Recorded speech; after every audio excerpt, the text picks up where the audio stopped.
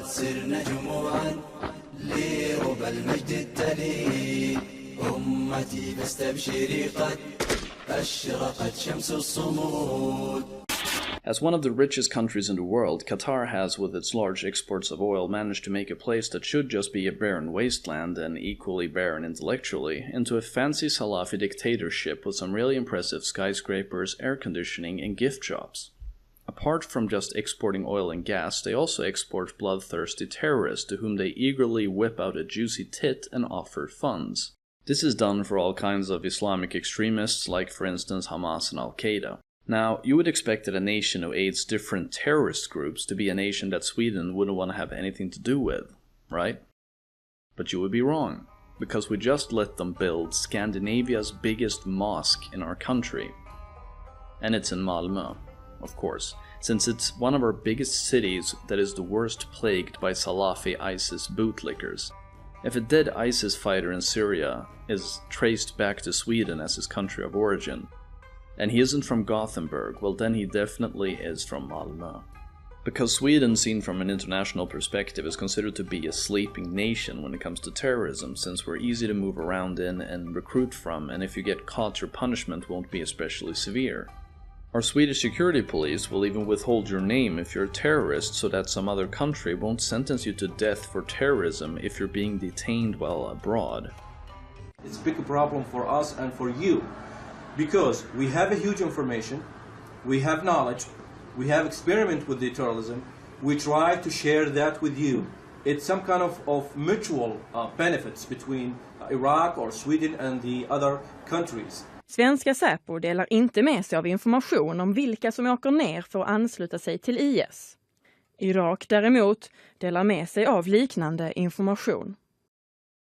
This has naturally made terrorist recruiters flock to Sweden, and the city of Gothenburg is at the top of the EU when it comes to shitting out new terrorist recruits who are ready and willing to carry out terror attacks primarily, until very recently, only in other European countries. So now, very conveniently, we're seeing one of the world's greatest financiers of terrorism setting up a gigantic mosque in our second worst city to live in if you're scared of getting your throat slit in the Islamic radicals' war to establish a new caliphate. It's awfully convenient, isn't it? The biggest mosque in one of our cities that produces the most terrorists. I mean, these laundry-wearing assholes from Qatar could easily have chosen any other city, but they choose Malmo. A city that is in practice bankrupt and runs on emergency financial aid being provided by other municipalities. Meaning that the city really doesn't have an abundance of anything except for poor, disillusioned and segregated Muslims, which is all you really need if your plan is to spread Salafi radicalism to the west. Our government rarely surprises me anymore with all its acts of stupidity, but this is really up there together with the dumbest shit that they've done so far. Saudi Arabia and other neighboring Gulf states recently cut all their diplomatic relations with Qatar since they said that, I quote, "The country embraces several different terrorist organizations, including the Muslim Brotherhood, Al-Qaeda and ISIS, whose intentions are to destabilize the area." End of quote. Apart from the massive hypocrisy in the Saudis' high horse in Qatar on terror financing, the fact still remains that Saudi Arabia has stood by its claims and ignored Qatar's flailing and screaming about being the poor victim of a well-coordinated slander campaign by its neighbors. So a country that is so filthy in its acts that not even the Saudis want to have anything to do with them has been allowed to smack up a gigantic mosque within our country's borders. A mosque that is so massive that 2,000 Muslims can pray together inside at the same time. And the planning for building the mosque has been underway since 2010, so there's been plenty of time for our local officials to take a look around Europe and figure out what's going on. Qatar is known to have funded several Salafist mosques all over Europe, and for instance spent $75 million to build mosques in poor suburbs in France with large disgruntled Muslim populations. This apparently was done, according to them, entirely out of the goodness of their hearts and to help poor Muslim communities by preaching to them one of the most regressive branches of Islam there is. And I guess that the very same compassion was missing regarding the Muslim refugees from Syria, since Qatar can't even fill a room with the ones that they've helped resettle. Since they've decided not to sign the 1951 Refugee Convention, they are free to support ISIS and other murderers and then fling some bucks in the face of humanitarian aid organizations when the people fleeing ISIS come knocking on Europe's door. I don't know which display of Muslim compassion is the most beautiful, Qatar's or the Saudis who treat refugees like slave labor and deport them if they refuse to work for free. But Qatar's hearts beat really hard and loud for solving segregated Muslim problems by building gigantic Salafist mosques in Paris, Munich, Athens, Dublin, Luxembourg, and now in Malmo in Sweden. And that was just to name a few cities. The list goes on and it keeps growing all over Europe. The local politicians' warning bells didn't even go off by the fact that upon applying for a building permit, the Qatar-funded Islamic community of Malmo said that they were going to build a culture center. And nowhere in their application was it ever mentioned anything about that they were in fact planning to build a mosque, so they lied. Big time. The people being funded by a terrorist-supporting nation lied to gullible Swedish officials. Is anybody surprised? And local politicians in Malmo are refusing to call it a mosque and still label it being a culture center.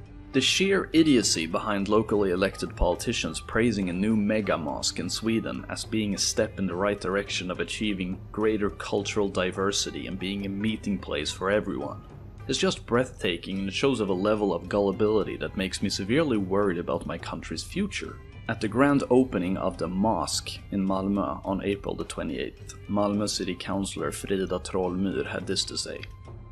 In many ways, this culture center is unique, but at the same time, it is one of many meeting places that has contributed to the diversity that has made Malmö into the city that it is today. We, the citizens of Malmö, know what this diversity entails in all its strength. It is what has made Malmö into the city that it is today. The amazing thing about her speech is how completely devoid it is from any form of connection to reality. Made Malmö into the city that it is today? Miss Trollmyr, Malmö is a city that is being kept afloat only by using enormous amounts of state funds which have been leached off and redistributed from other functioning municipalities all over Sweden. The city of Stockholm, for instance, is apart from the Swedish state being forced to pay the most to support Malmö. They send a total of 400 million crowns each year to pay for Malmö's expenses. So in Malmö's case, they live off state funds and use it like some kind of emergency economic welfare pot. Let's be honest here, Malmö is in practice being treated like a crisis area. It's treated like it would have been if it had been hit by a tsunami, an earthquake, or a locust swarm.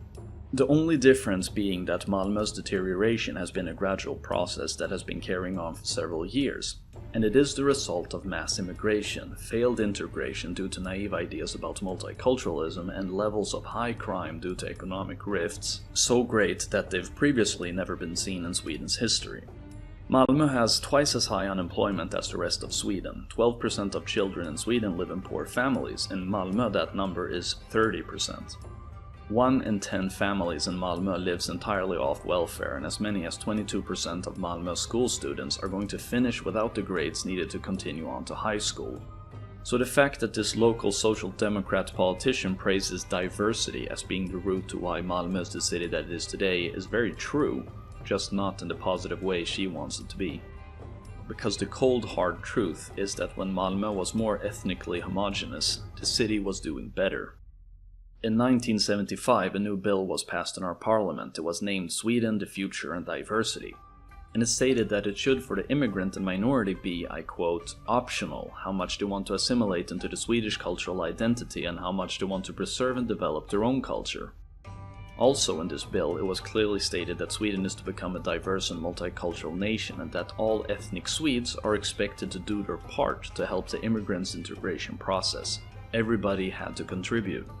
So for the immigrants, multicultural integration was optional, but for the native Swede, the cultural sacrifices needed for an even remotely successful integration of minorities was demanded.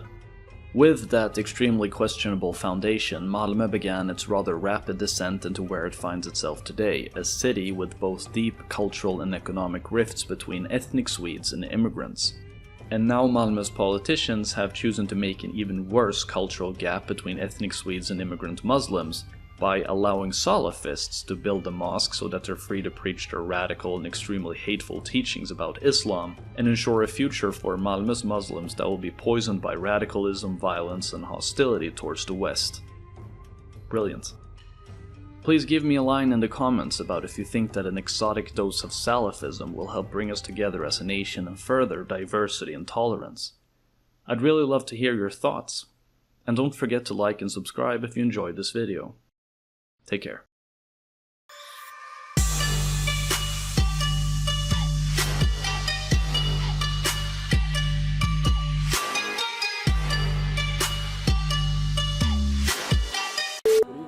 This is haram, man. Why are you smoking cigarette? Let me see this.